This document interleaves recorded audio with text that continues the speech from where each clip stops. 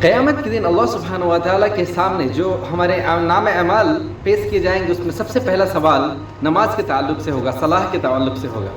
اور اللہ سبحانہ و تعالیٰ کہے گا کہ میرے بندوں کے فرائض اعمال کو دیکھو، اور جو ان کی حالت ہے اسی حساب سے آگے کے اعمال کو بھی دکھایا جائے گا.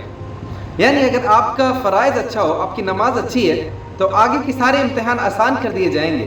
اور اگر آپ کا نماز بہتر نہیں تو سبحان اللہ اس کے بعد کے سارے مرحلے بہت مشکل کر دیے جائیں گے. تو ہمیں چاہیے کہ ہم اپنے نماز کو بہتر کریں، ہم نماز کو ریگولر پڑھیں، خشوع اور خضوع کے ساتھ پڑھیں، ہم نماز میں کوتاہی نہ کریں. منافقین کی ایک جھوٹ بولنے کے علاوہ منافقین کی کئی اور نشانیاں ہیں، جس میں ایک نشانی یہ ہے کہ منافقین نماز سے دور بھاگتے. اگر وہ مسجد آتے تو نماز میں سستی کرتے، اور وہ کوشش کرتے کہ وہ گھروں میں نماز پڑھ لیں، یا وہ چھوڑ کر نماز پڑھتے، کبھی پڑھ لیا اور کبھی چھوڑ دیا. سورۃ توبہ میں اللہ سبحانہ و تعالیٰ نے کہا، اور یہ سورۃ توبہ آیت نمبر 11 ہے، کہ اگر وہ لوگ اپنے شرک سے رجوع کرتے، شرک سے توبہ کرتے اور اسلامک توحید کو قبول کرتے ہیں، پھر نماز کو قائم کرتے ہیں اور زکوٰۃ دیتے ہیں، پھر وہ تمہارے بھائی ہیں. سبحان اللہ. اللہ کے نبی صلی اللہ علیہ وسلم کی حدیث کیا ہے کہ نماز کفر اور ایمان کے بیچ فرق کرتا ہے. ایک انسان کافر ہے اور ایک انسان کے اندر ایمان ہے، یہ کیسے فرق ہوگا؟ وہ انسان نماز پڑھتا ہوگا. اور یہ بات کی دلیل قرآن مجید کی آیت سورۃ توبہ کی آیت نمبر 11 ہے، جس میں اللہ تعالیٰ بھی کمپیئر کرتا ہے کہ اگر وہ لوگ شرک سے توبہ کرتے اور نماز کو قائم کرتے ہیں، توحید کو قبول کرتے اور نماز کو قائم کرتے ہیں اور زکوٰۃ دیتے، پھر وہ تمہارے بھائی ہیں. یعنی وہ دین میں ہیں.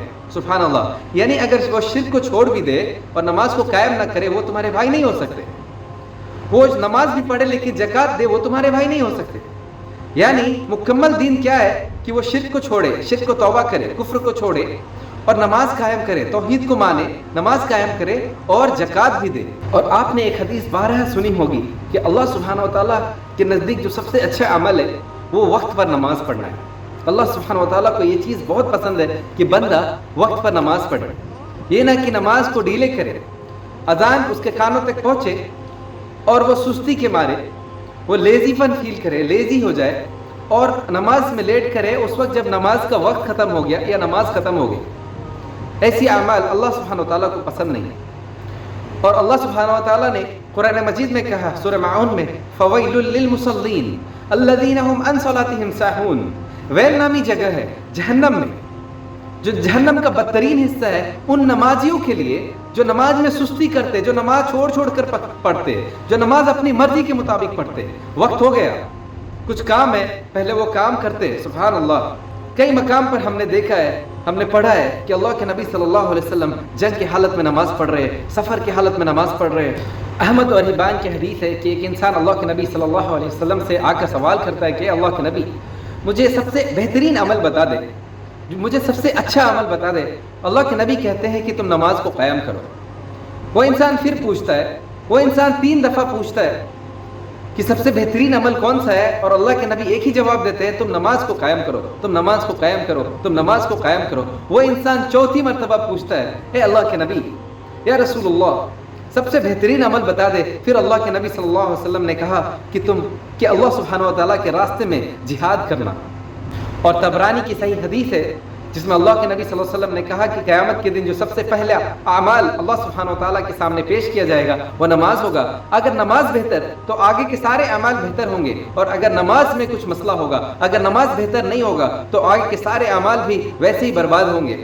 سورہ عنکبوت میں آیت ہے کہ اللہ سبحانہ و تعالیٰ نے کہا کہ نماز لوگوں کو بڑے گناہوں سے دور رکھتا ہے، بڑے گناہوں سے دور رکھتا ہے.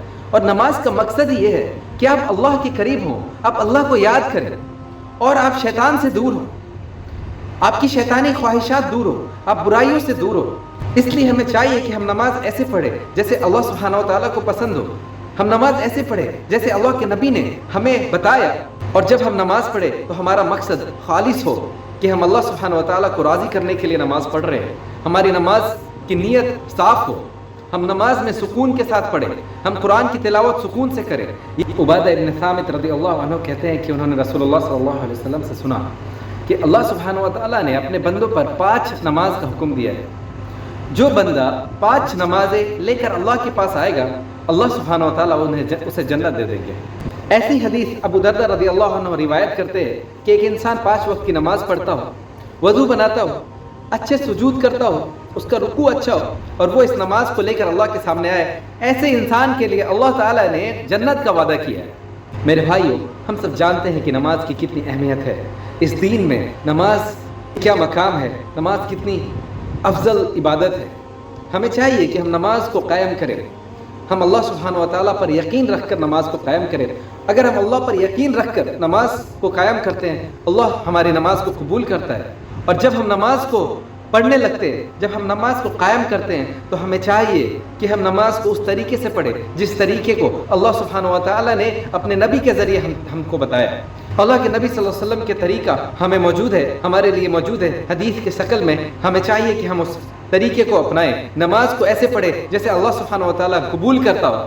نماز کے کئی حصے ہیں، اگر ہم نماز سب سے بہتر کرتے ہیں تو ہمیں سب سے زیادہ نیکی ملتی ہے، اور اگر ہمارے نماز میں خامی ہوتی ہے تو نیکی کم ہو جاتی ہے۔ تو کیوں نہ ہم اپنی نماز کو درست کریں، کیوں نہ اپنے نماز میں کانسنٹریشن یعنی خشوع و خضوع لے کر آئے، کیوں نہ ہم نماز کو سکون کے ساتھ پڑھیں، قرآن کی تلاوت سکون کے ساتھ ہو، تاکہ ہماری نماز اللہ سبحانہ و تعالیٰ کے نزدیک سب سے بہتر نماز ہو اور ہمیں پوری کی پوری نیکی ملے۔